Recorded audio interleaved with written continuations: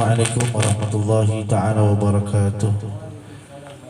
Alhamdulillahilladzi ja'alana minan nasihin wa afhamana min ulumil ulama'ir rasikhin. Wassalatu wassalam ala man nasaha dinahu adyana kafara tawal talihin wa ala alihi wa sahbihi bitamashuki syari'ati salihin amma ba'd. Qala Allah ta'ala fil Qur'anil Karim wa huwa asdaqul qailin tabarrukan bi zikril ayah wa ta'abudan bi tilawati. A'udzu billahi samiil 'alim minasy syaithanir rajim. Bismillahirrahmanirrahim. Wa ma arsalnaka illa rahmatan lil alamin. Wa qala an-nabiy sallallahu alaihi wasallam talabul ilmi faridatun ala kulli muslimin wa muslimatin. Sadaqallah wa sadaqa rasul. Puji beserta syukur kehadirat ilahi Rabbi, salawat beserta salam semoga senantiasa tercurah limpahkan ke hariba alam Sayyidil wujud, Sayyidil kaunain, Sayyidina wa Nabiyyina Muhammadin sallallahu alaihi wasallam. Yang saya hormati kepada keluarga besar Kang Nurdin sekeluarga selaku sahibul bait yang sangat saya cintai dan Allah muliakan. Yang saya hormati kepada orang tua saya Umi sekeluarga yang sangat saya cintai dan Allah muliakan. Dan yang saya hormati guru kita bersama Al-Ustaz Fauzan Akmal yang sama-sama kita cintai dan Allah muliakan. Kita doakan mereka semua mudah-mudahan Allah panjangkan umurnya, amin. Allah sehatkan jasmani dan rohaninya, amin. Allah berkahkan rezekinya, amin. Dan mudah-mudahan Allah tetapkan taufik dan hidayah, amin ya Allah ya Rabbal alamin.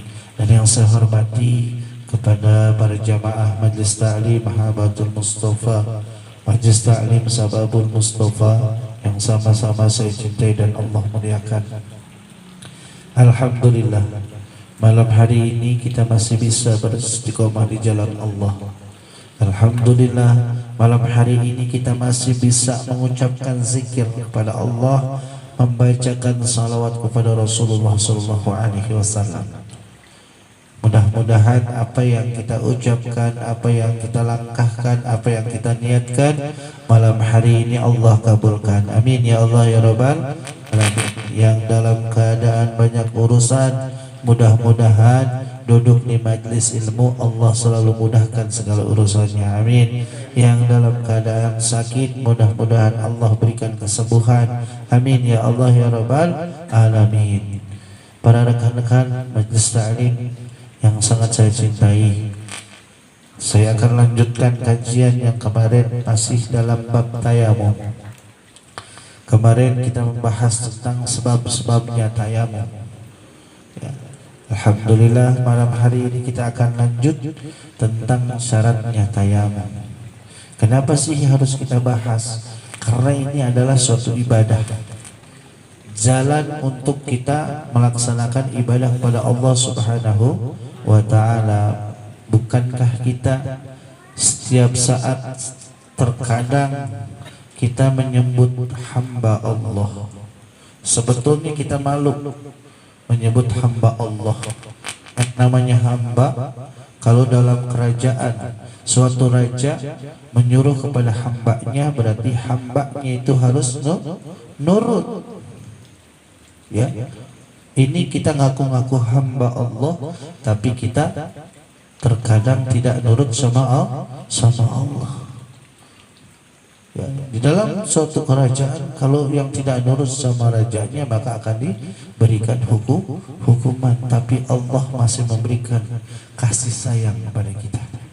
Cuma kitanya nggak pernah merasakan, nggak pernah bersyukur bahwa nikmat yang Allah berikan itu suatu luar biasa yang kita dapatkan.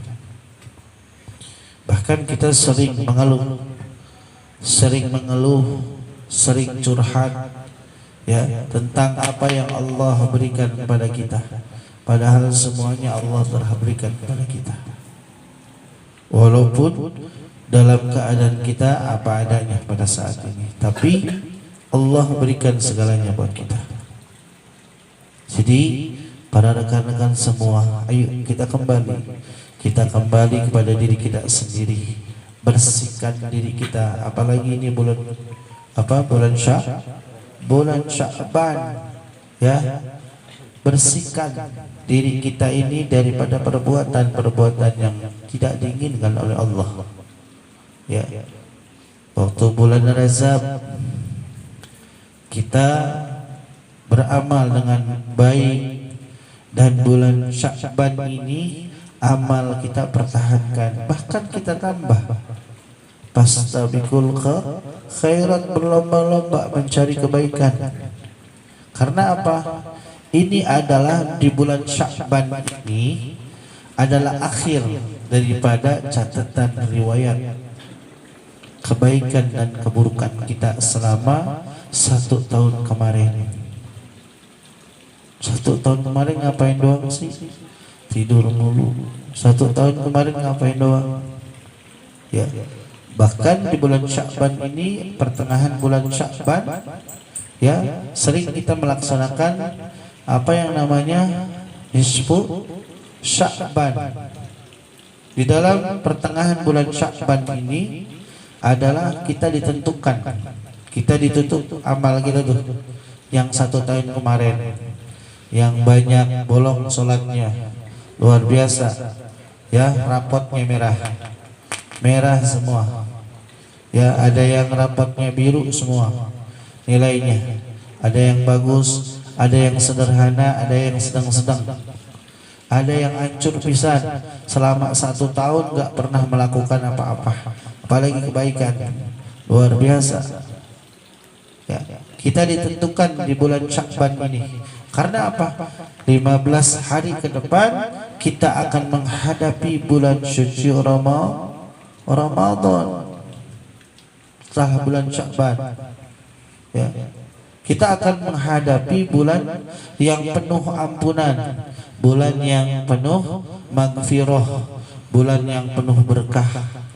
Semuanya dapat berkah, berkah umur, berkah rezeki, berkah taufik dan hidayah. Ayo, jangan kita sia-siakan ketiga bulan ini, ya. Makanya apalagi Masya Allah, Masya Rabbi, ya, di bulan Sya'ban ini kalau kita melakukan kejelekan, ya, luar biasa, berarti kita tidak menghormati Rasulullah, kita tidak menghormati Allah Subhanahu wa ta'ala. Di antara 3 bulan ini kalau kita melakukan kemaksiatan itu banyak, bukan hanya bibir, bukan hanya mata, bukan hanya telinga, ya, bukan hanya yang lain-lain. Banyak maksiat di antaranya kita dengki sama orang. Itu termasuk maksiat, luar biasa. Rekan-rekan semua, ayo kita bersyukur berada di tempat yang selalu dimuliakan oleh Allah Subhanahu wa taala, yaitu majlis ilmu. Kita mendapatkan nasihat daripada guru-guru kita mendapatkan nasihat daripada ulama. Kita dititip sama ulama agar supaya kita lebih baik lagi. Ulama sudah menyusun segalanya buat kita, cuma kitanya gak pernah peka sama apa yang disampaikan para ulama. Di antaranya, ya, ini salah satu kitab fikih. Kitab fikih ini adalah suatu kenang-kenangan dari seorang ulama. Karena apa? Ulama itu pewaris para nabi. Nabi mewariskan hartanya adalah seorang ulama. Jadi kita kalau misalkan jauh dari ulama, nauzubillah summa nauzubillahi min dzalik, maka kehidupan kita akan selalu tidak mempunyai ketenangan, ya. Malam hari ini guru kita tidak memberikan tausiah karena beliau dalam keadaan kondisinya kurang fit. Biasa beliau ini luar biasa, ya, udah kuliah, udah seorang ustadz, luar biasa beliau. Kita doakan mudah-mudahan selalu diberikan kesehatan, amin. Mudah-mudahan dalam belajarnya Allah selalu berikan kemudahan. Amin ya Allah ya Rabbal Alamin. Karena beliau juga adalah salah seorang murid dari seorang guru yang sangat luar biasa. Ya, cinta dengan ulama dan gurunya cinta dengan para habaib. Habaib itu dekat dengan Sayyidina Muhammad sallallahu alaihi wasallam. Sanadnya jelas. Ya. Jadi kalau kita milih guru, sanadnya harus jelas. Ya, yang menyambung kepada Sayyidina Muhammad sallallahu alaihi wasallam. Mudah-mudahan apa yang beliau inginkan, apa yang beliau cita-citakan nanti suatu saat nanti sudah berhasil menjadi seorang sarjana. Ya, mudah-mudahan ilmunya sampai sama kita. Amin ya Allah ya Rabbal Alamin. Dan terutama kita doakan mudah-mudahan ya tahun ini Allah berikan jodoh. Amin ya Allah ya Rabbal Alamin. Ya, jodoh yang solehah. Amin ya Allah ya Rabbal Alamin. Kita lanjut. A'udzubillahi minasyaitonirrajim. Bismillahirrahmanirrahim. Qala al-mu'allif rahimahumullahu nafa'ahu min ulumihi darain fi dunya wal akhirah. Bismillahirrahmanirrahim. Faslun syurutu tayammumi asyaratun. Bermula ini suatu pasal menerangkan tentang syaratnya tayamum. Syaratnya tayamum itu kemarin sebab-sebabnya tayamum dan sekarang syaratnya tayamum. Asyaratun itu ada 10. Ayyakuna biturabin, yang pertama harus tayamumnya dengan debu, nggak boleh dengan air, batal tayamumnya kalau tayamum dengan air. Karena apa? Sebabnya tayamum dikarenakan tidak ada air, ya. Wa ayakuna turabun qahiran, yang selanjutnya yaitu harus debunya yang suci, jangan sampai tercampur dengan najis. Contohnya misalkan ya dengan pasir, debu pasir. Di situ teh banyak tai kucing. Gak boleh kita bertayamum dengan debu tersebut karena sudah tercampur najis, nanti mukanya bau asem. Ya, ini mukanya Bang Alung bau asem nih. Saya habis, masya Allah, saya habis tayamum. Ya, itu kita bersyukur berada di majelis ilmu, jadi tahu cara-caranya tayamum. Ya. Faham? Insyaallah. Wa ayyakuna musta'malan, yang selanjutnya yaitu debunya jangan sampai yang mustakmal. Contoh misalkan kita menempelkan tangan kita ke debu, ke tembok. Nah, debu ini setelah ini kita debu masuk, kita wajah. Ya, setelah wajah kita mau membasuh ini, masuk. Jangan di tempat itu lagi, harus di tempat yang lain, karena itu namanya mustakmal. Karena udah pernah kita pakai temboknya, misalkan begini, misalkan tempat yang lain, ya kita harus pindah. Ya, misalkan di rumah sakit kita ganti tembok ke tembok tangan kita, dan baru wajah. Setelah itu baru tangan kita pindah lagi tembok yang lain, jangan tembok itu lagi, ya, atau sebelahnya. Paham? Insyaallah ya. Ini karena masya Allah ini akhir zaman, ya. Segala sesuatunya akan muncul di akhir zaman. Contohnya air, nanti suatu saat air susah, ya. Ini aja udah susah, ya. Masya Allah, karena memang nggak susah karena musim hujan, ya. Wa alla yukhalitahu daqiqun wa nahmuhu, dan jangan sampai debunya ini bercampur. Misalkan bercampur dengan terigu atau tepung yang lain, nggak boleh. Ya, debunya harus murni. Masya Allah, biar wajah ini kelihatannya wangi, enak. Ya, dilihatnya biar wajahnya putih. Saya campur nih, ya, sama bedak. Saya campur dengan yang lain, jangan, nggak boleh. Wanahuhu atau dengan yang lainnya selain tepung. Ini debunya nih, masya Allah luar biasa debunya nih. Biar wajah saya nggak hitam, ya, saya campur sama tepung atau dengan yang lainnya atau bedak yang wangi, nggak boleh. Ya, jadi debunya itu harus yang sempurna itu, ya. Wa ayaksidahu, dan nggak boleh memindahkan sesuatu. Misalkan, ya, kita tuh dalam keadaan tayamum, nggak taunya tiba-tiba ini tayamum nggak ya, nggak jadi deh, soalnya di sana ada air. Tuh, nggak boleh punya prasangkaan seperti itu. Karena apa? Batal. Karena tayamum itu kita harus punya prasangkaan yang baik, benar-benar di daerah itu tuh nggak ada air. Kalau kita di daerah tersebut tahu ada air, maka kita batal tayamumnya. Ya, kita harus mencari dulu air sebelum kita melaksanakan tayamum. Paham? Ya. Wa ayamsaha wajhahu wa yadayhi bi darbataini. Wa ayamsaha, dan harus membasuh wajhahu. Tuh, kalau bahasa Sundanya mau ayamsaha, ayamnya Kang Alu. Ya. Wa ayamsaha itu, dan harus membasuh, diantaranya membasuh muka, membasuh wajah, ya, membasuh wajah.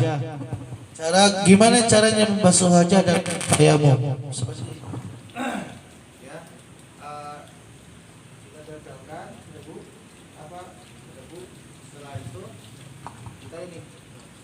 Ya, dari misalkan dari wajah kita nih, ya, seperti ini.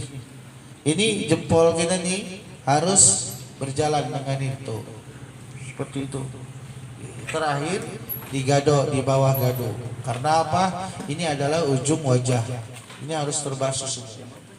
Tuh, seperti itu, ya. Setelah itu tangan, ya. Setelah wajah, lalu tangan. Gimana caranya membasuh tangan? Ya, kita tempelkan debunya ke tembok. Setelah itu kita pukul. Kedua tangan ini harus kalau bahasa Inggrisnya kepruk-kepruk. Ya, kita kepruk-kepruk. Dikhawatirkan debunya itu ada nempel beling atau yang lainnya. Ya, disunahkan untuk dikepruk-kepruk seperti ini. Dan kalau misalkan diusahakan yang kanan dulu, gimana caranya? Dari bawah dulu, seperti ini. Dari bawah dulu, lalu jempolnya main. Nah, seperti itu. Jadi dari sini dulu kebasuh atasnya semua. Setelah itu baru, nah, seperti ini. Tuh, ya, seperti ini. Diputar tangannya, baru terakhir jempolnya. Paham? Nih, ini kayak orang mau silat gitu tuh. Dibasuh dulu pelan-pelan, sama seperti itu. Sama ini juga. Tuh, dibasuh dulu seperti itu. Terakhir tangannya. Paham? Insyaallah ya. Mudah-mudahan paham ya. Wa ayusila an-najasata, dan harus suci daripada najis, ya. Debunya jangan sampai misalkan, ya, mentang-mentang ini debu bersih-bersih.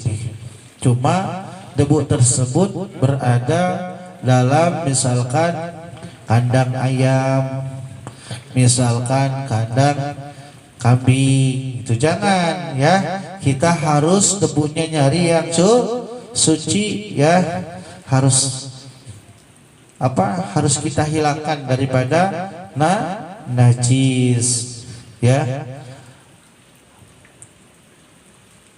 Wa ayajtahida fil kiblati, yang selanjutnya harus menghadap kiblat. Tuh, masya Allah ya, harus menghadap kiblat. Cara tayamum kalau kita ngambil air wudu mau kiblat ke mau enggak itu enggak jadi masalah ya. Tapi syaratnya tayamum harus menghadap kiblat. Misalkan kita berada di mana nih ya, kita cari kiblat kemana, itu seperti itu ya. Itu qablahu, sebelum menjalankan tayamum. Wa ayakuna tayamumu ba'da dukhulil waqti, dan harus tayamumnya itu setelah masuk waktu, jangan sebelum masuk waktu. Ini syaratnya tayamum, keistimewaannya tayamum. Yang pertama harus menghadap kiblat, yang kedua ya harus mendengar azan dulu ya, harus masuk waktu ya. Yang terakhir wa ayatayammama likulli fardin, dan yang terakhir syaratnya tayamum itu hanya bisa dipakai satu kali. Misalkan sholat maghrib, selesai sholat maghrib, walaupun nggak batal, walaupun nggak kentut. Misalkan ada sholat isya, kita tayamum lagi. Itu keistimewaan tayamum, beda sama wudu pakai air ya. Itu paham?